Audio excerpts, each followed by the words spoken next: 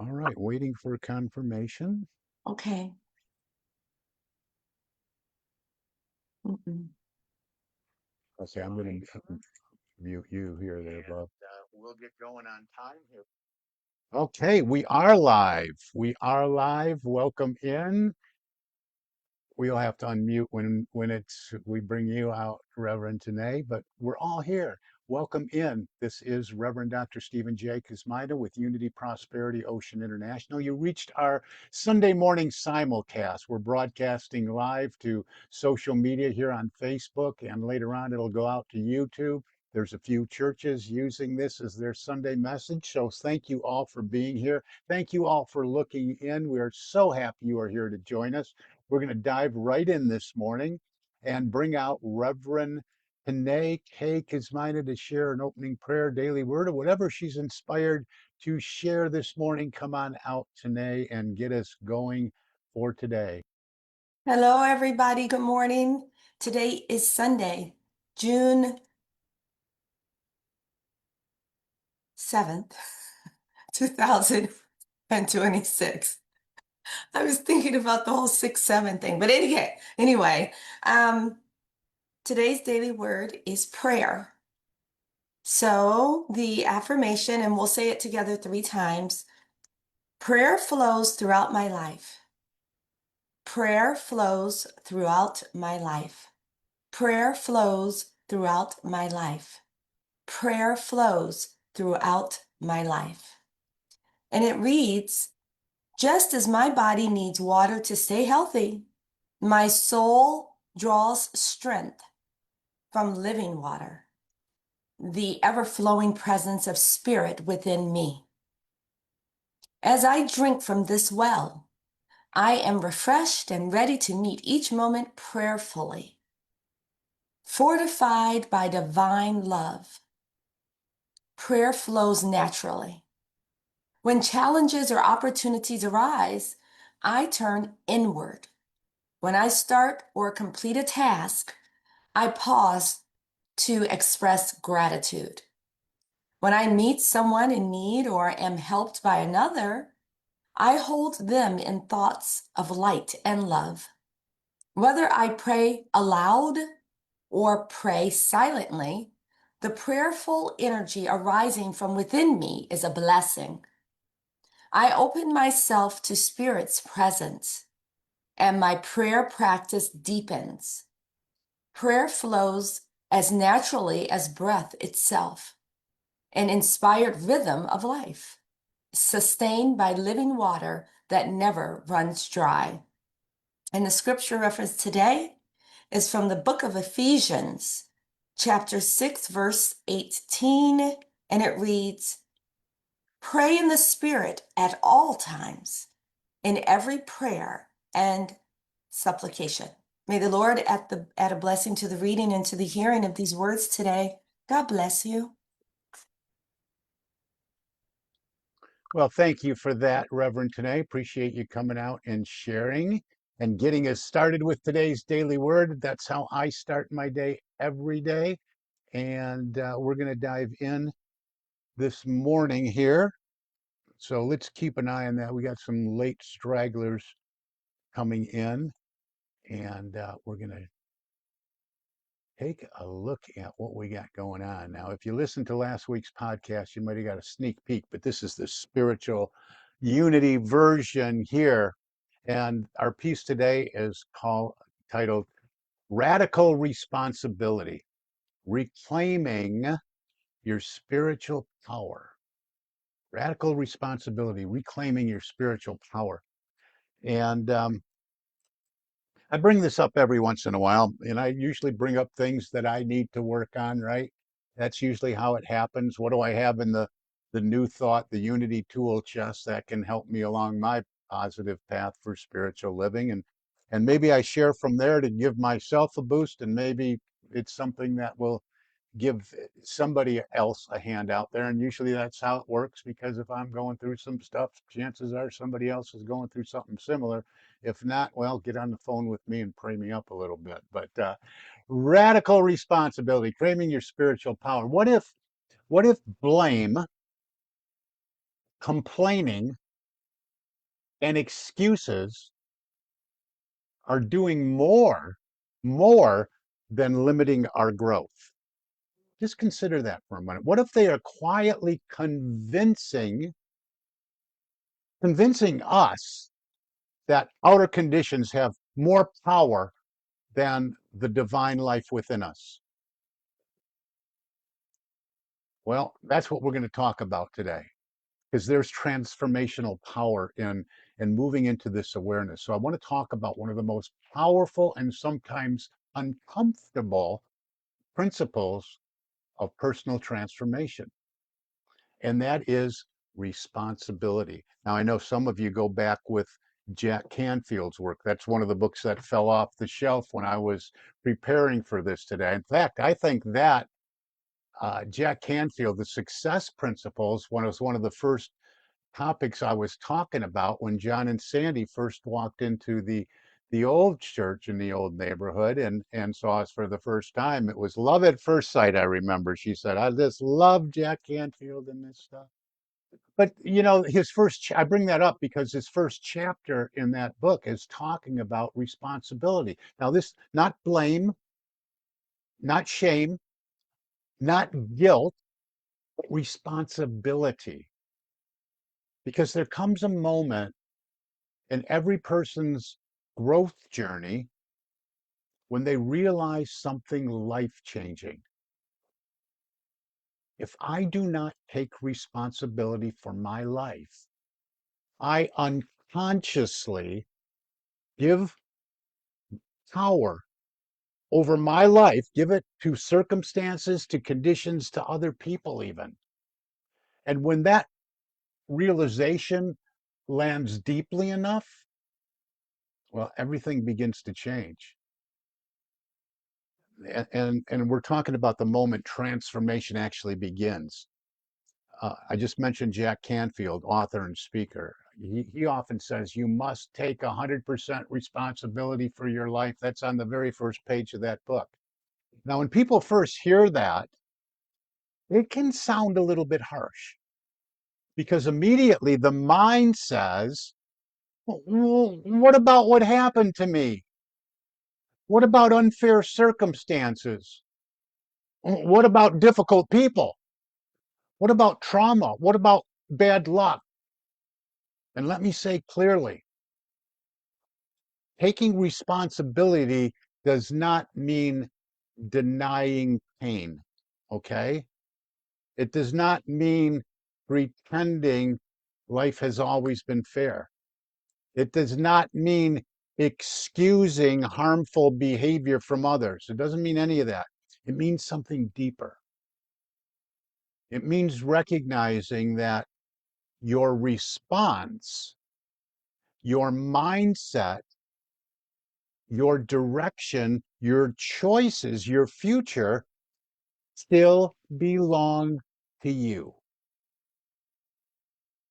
And the moment you reclaim that, you reclaim power. Now, most people think responsibility feels heavy. Responsibility is really power. Actually, it's not heavy. Responsibility is freedom. Because when I fully accept responsibility, I stop waiting. I stop playing the waiting game. I stop waiting for someone to rescue me. I stop waiting for someone to validate me. I stop waiting for circumstances to improve. I stop waiting for motivation to magically appear. I stop waiting for the perfect time to begin. So many of us, I'm getting ready to get ready to get ready to get ready to get ready to go. I stop living reactively and I begin living intentionally.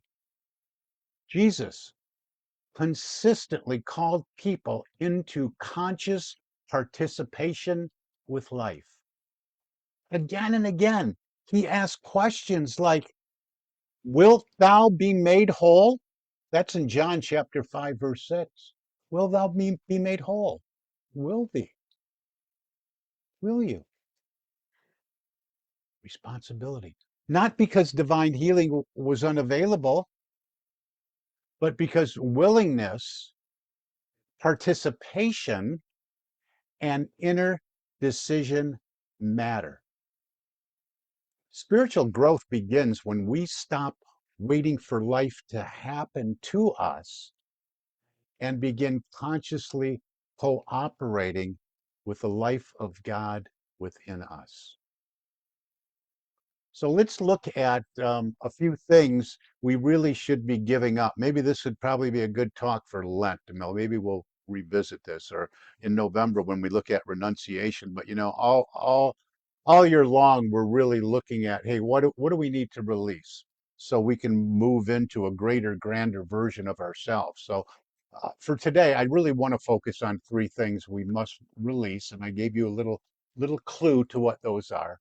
But if we really want to experience transformation on any level of our lives, no matter what that be, mentally, physically, spiritually, emotionally, relationally, we want to give up for the sake of transformation. We want to give up blaming. We want to give up complaining, and we want to give up making excuses. And honestly, most people remain stuck because they continue doing one or more of these every single day. So let's look at blame, giving up blame. Blame is seductive, isn't it? Because blame temporarily protects the ego. Blame says, it's their fault. I would be successful if, oh, I could change if. Blame says, my life would improve if other people behaved differently, right? Now, again, people absolutely affect us. Life absolutely impacts us. Many of you are caregivers, and what's going on in other people's lives, those that we love as caregivers, it has an impact on us. Yes, indeed. But blame keeps us psychologically trapped in the past because blame focuses on tension or our attention on what cannot be controlled. And growth only happens when attention returns to what can be controlled. What can be controlled? Your attitude, your habits, your mindset, your response, right? Your next decision. Jack Canfield teaches a simple but powerful formula. It's E plus R equal O, which is event plus response equals outcome. You may not control every event, but your response always influences the outcome. This is why scripture continually points us inward rather than outward. This is what Jesus did with all the stuff that was going on in the world during his time as he walked the earth. James writes, for where envying and strife is, there is confusion and every evil work. That's from James chapter 3, verse 16. That's the other J, 3:16. For where envying and strife is, there's confusion and every evil work. Blame keeps, this is about consciousness and blame. Blame keeps consciousness trapped in conflict. But spiritual maturity asks a different question. Not who can I hold responsible for my suffering, but what power within me can now respond creatively, wisely, and constructively. That question right there restores spiritual authority. That, my friends, is empowerment. You know what else? Blame drains energy. It's an energy drain. This is important to realize. Blame is exhausting because the mind constantly rehearses what should have happened, what someone else did, what was unfair, who disappointed us. And all of that mental energy becomes unavailable for creation, unavailable for healing, unavailable for growth. We're taking up this bandwidth that could be used for the creative process, for something constructive to be created in our lives. You cannot simultaneously build a new future while emotionally living in old resentment.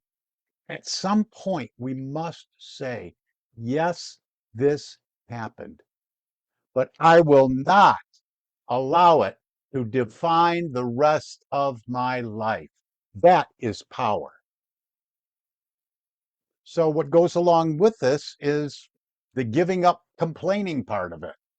Let's talk about complaining. I always tell the story about having some company one time, and they got on the phone with a friend, a close friend, and they spent 10 minutes complaining, then they shut up for a few minutes, then they let the other person complain for about 10 minutes. And then they would complain for another 10 minutes, and then the other person would complain for. I'm sitting here, oh my gosh. We went on for an hour, over an hour. So let's talk about complaining. This one touches almost everybody else. We all do it, right? Because complaining, it becomes habitual so easily, right? I mean, I know I tell you that I'm talking about things I know to work from. I'm complaining about my fingers and my shoulders, something like that.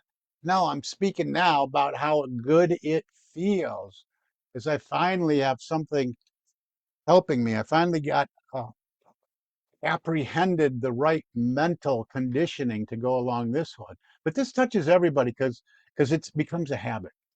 And people complain about everything under the sun, right? Work, traffic, politics, money, health, wellness, weather, aging, schedules, other people.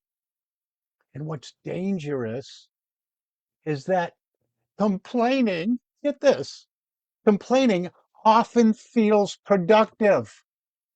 How's that for an oxymoron? Complaining actually feels like we're getting something done, but it produces nothing.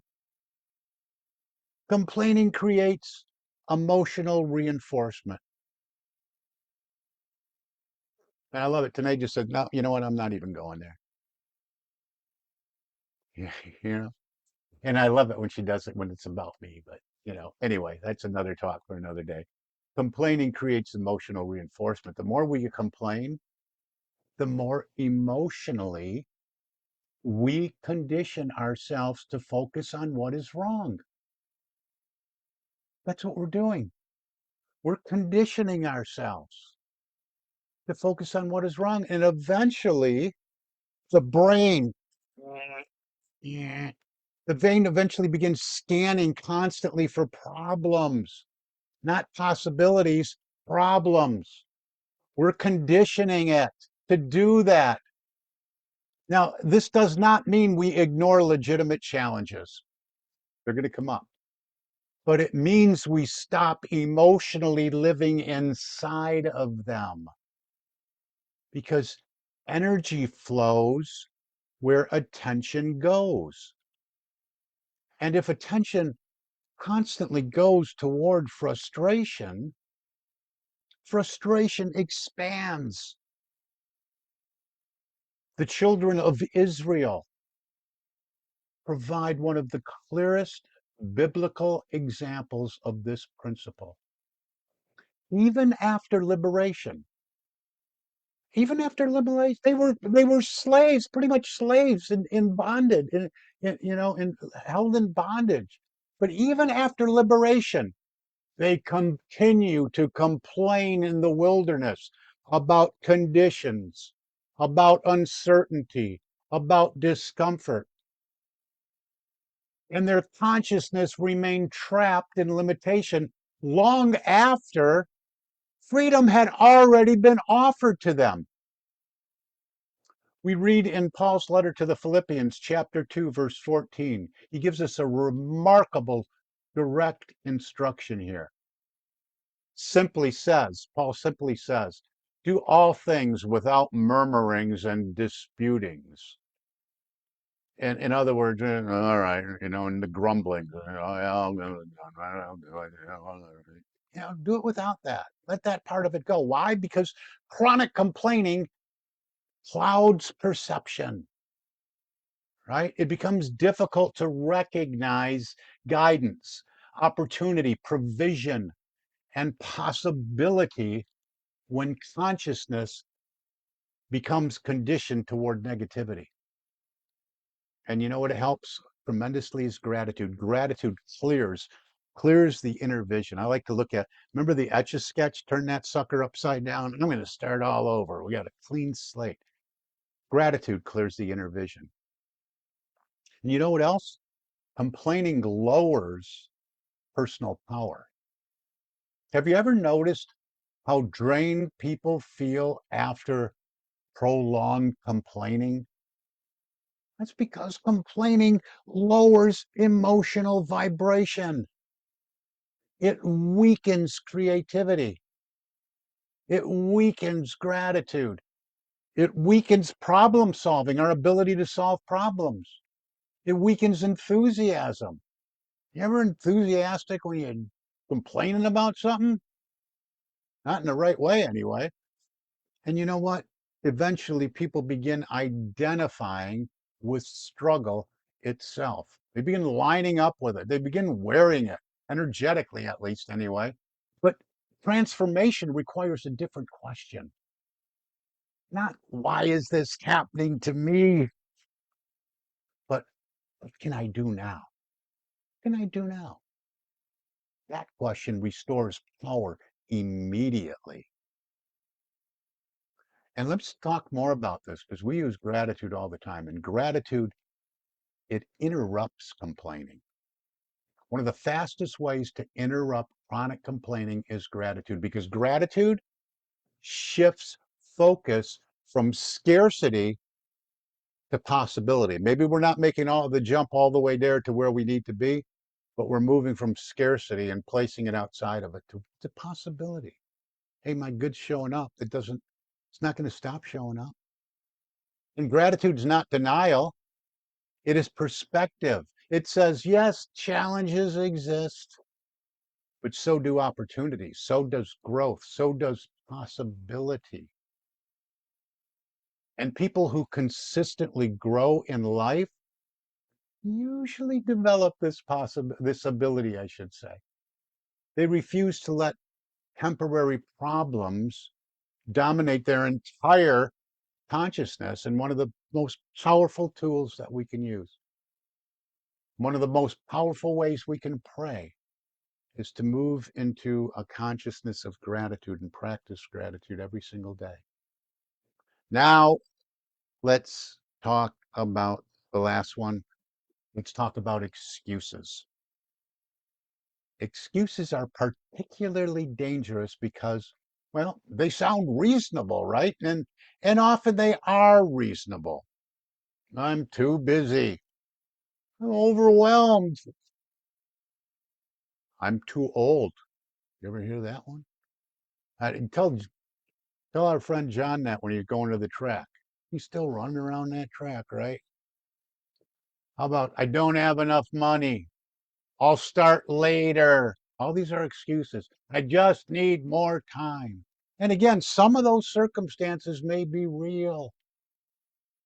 But the question becomes, are they explanations?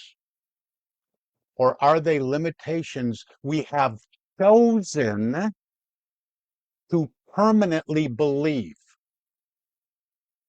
Got to ask that question, because successful people are not people without obstacles. They are people who stopped negotiating with excuses. Moses initially made all kind of excuses. Jeremiah made excuses.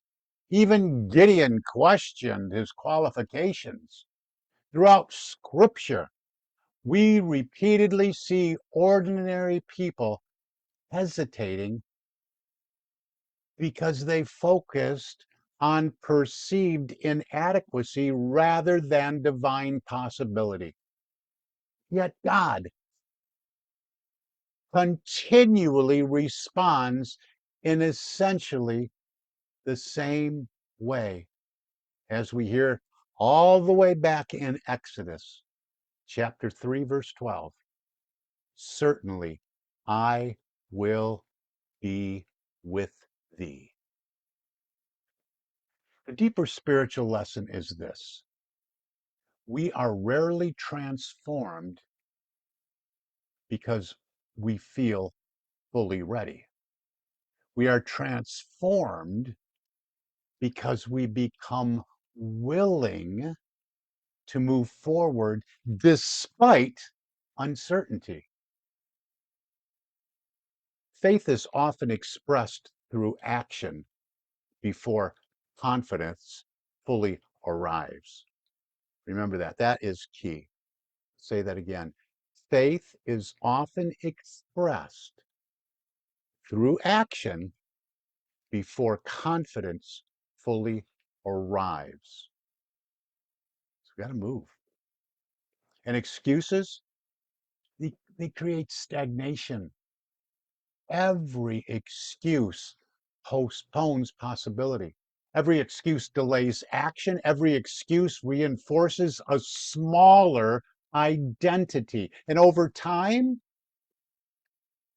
people begin unconsciously building lives around reasons instead of results. Now, let me say something important here. Taking responsibility does not mean becoming perfect overnight. It means becoming honest. Honest about where you are, honest about your habits, honest about your patterns, honest about your choices, because honesty creates clarity. We want to crystallize our thinking, and clarity creates change. So, we're coming off the heels of May where we look at the power of power. Let's look at that for a minute. We're moving into June. We look at imagination, but power. You know what? How about the power of decision? At some point, we have to realize that transformation becomes a decision. A decision that says, I will no longer live as a victim of circumstance. I will no longer hand away my power through blame. I will no longer rehearse limitation. I will no longer build my identity around excuses. That moment changes everything, because that moment, responsibility increases. Personal power increases. So let's look at our personal responsibility and our spiritual growth. That's what this is all about. That's why we come together and share these messages on Sunday, this spiritual nutrition. Spiritually, all of this matters deeply, because growth, any kind of growth, requires conscious participation. We are not passive observers in our lives. Nobody's going to do this for us. We are co-creators.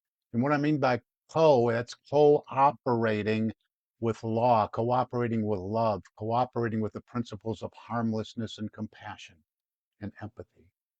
We are co-creators. Thought matters. Focus matters. Where our attention goes matters. Speech matters. Choices matter. Habits matter. And while we may not control everything externally, we absolutely influence what develops internally. And eventually, be, do, and have, right? Starts with be. That inner life shapes the outer life. This is it again. Same lesson, different words, different day. So it's important to know your future is not fixed. It's one of the most empowering truths in personal development, professional development, spiritual development. Your future is not fixed.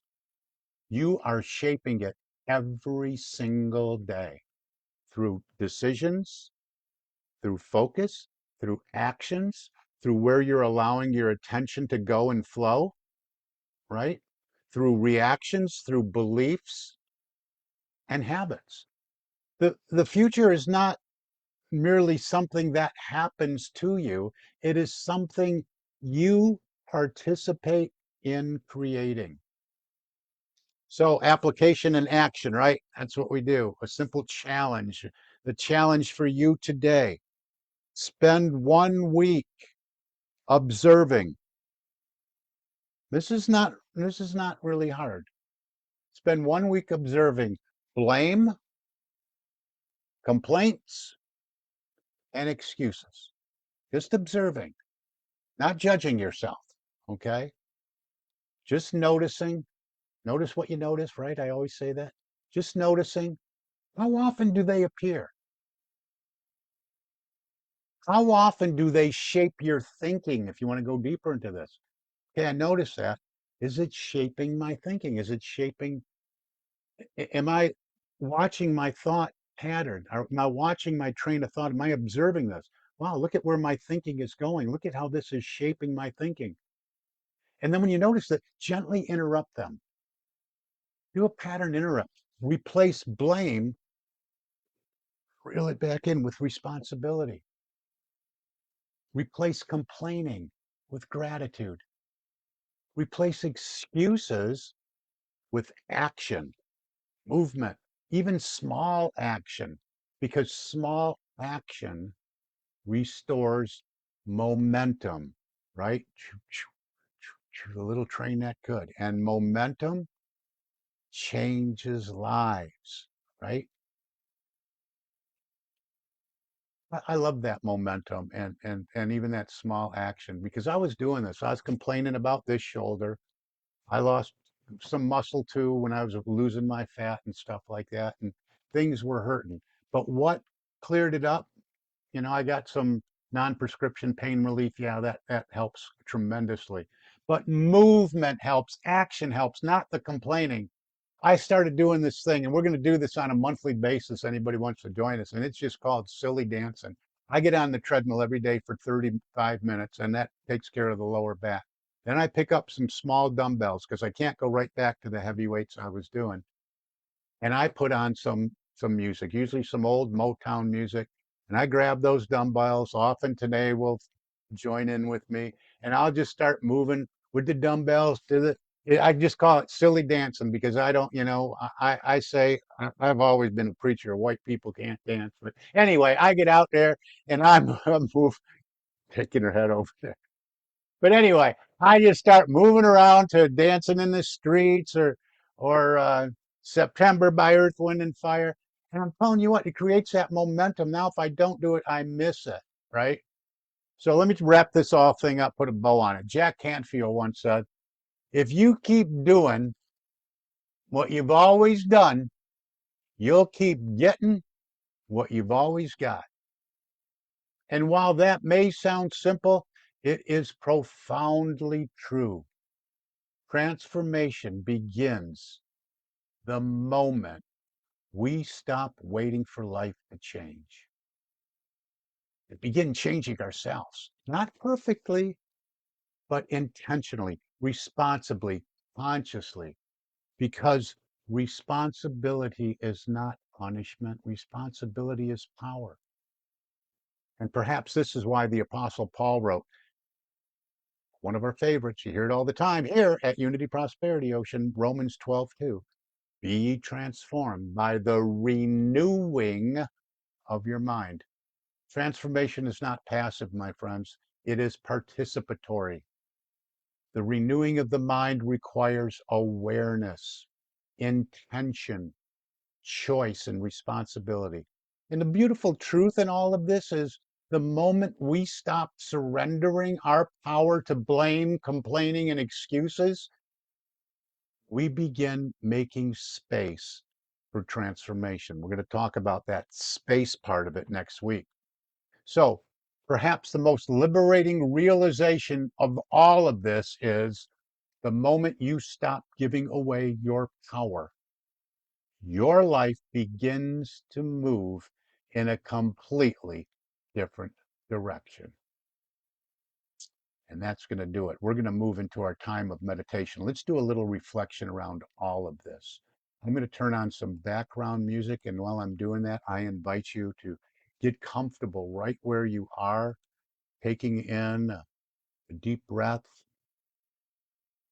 letting go of any materials or things that you're looking at on your sides, closing your outer eyes if you're comfortable doing that. Just taking a few deep breaths, not controlling the breath in any way.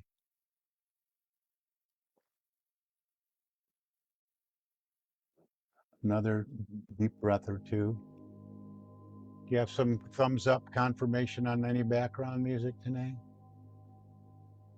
Maybe come and go, going a little bit. Starts off slow and then increases.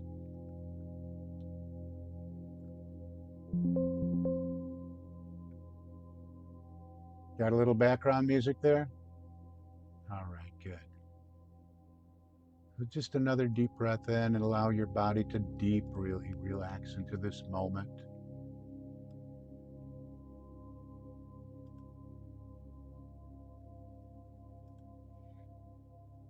Allowing your muscles to relax. Coming into the stillness, deeper into the stillness, slowly releasing and letting go. Breathing in peace, breathing out tension, allowing your body to deeply relax and allowing the mind to become quiet, to just settle. Bringing your awareness inward.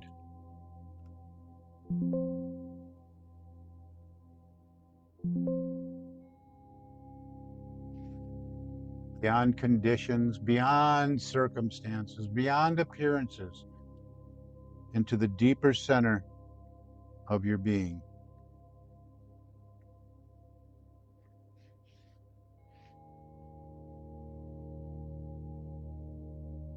There is indeed a presence within you, a divine life,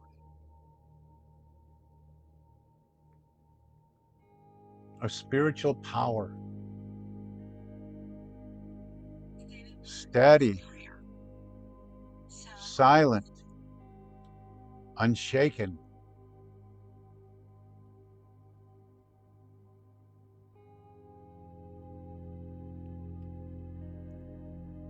Now hear these words gently within.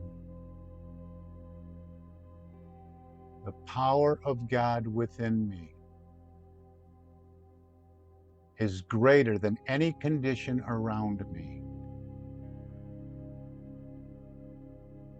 The power of God within me is greater than any condition around me.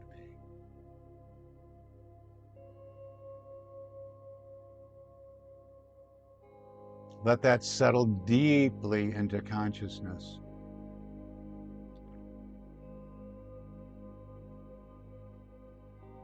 Now become aware of any place where blame has appeared, any place where complaint has become habitual, any place where excuses have quietly limited possibility. Simply notice, without judgment, only awareness.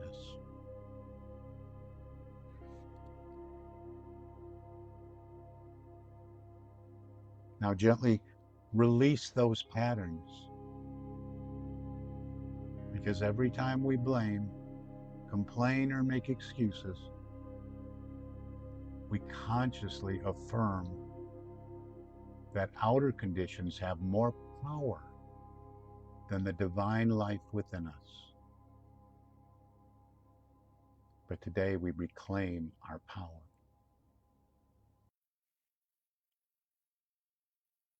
Now in the silence, softly affirm within with me, the life of God within me is greater than fear. The life of God within me is greater than fear.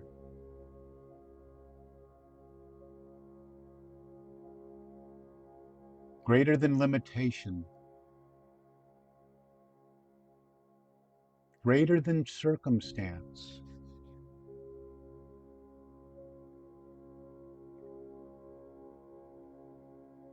Now feel yourself becoming lighter, more centered, more intentional, more empowered. You are not powerless. You are not trapped. You are not confined to old patterns. There is wisdom within you, strength within you, creative possibility within you. Now affirm, I release blame.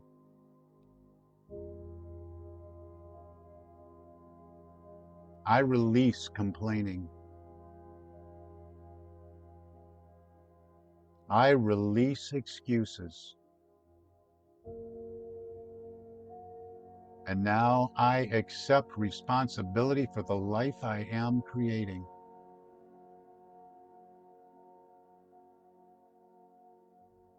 I consciously cooperate with the divine power within me.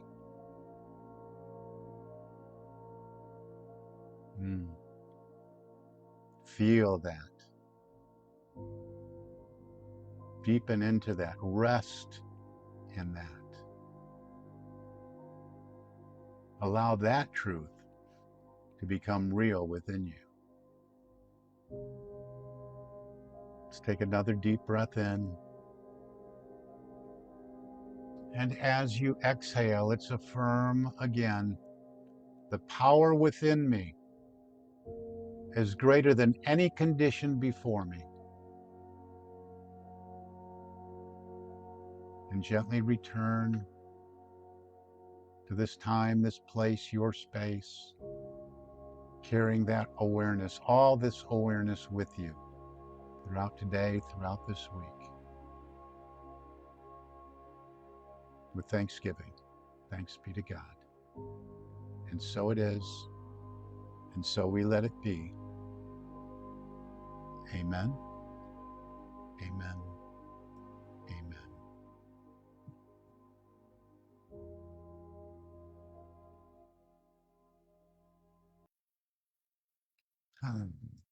Like that one. Hope you did too.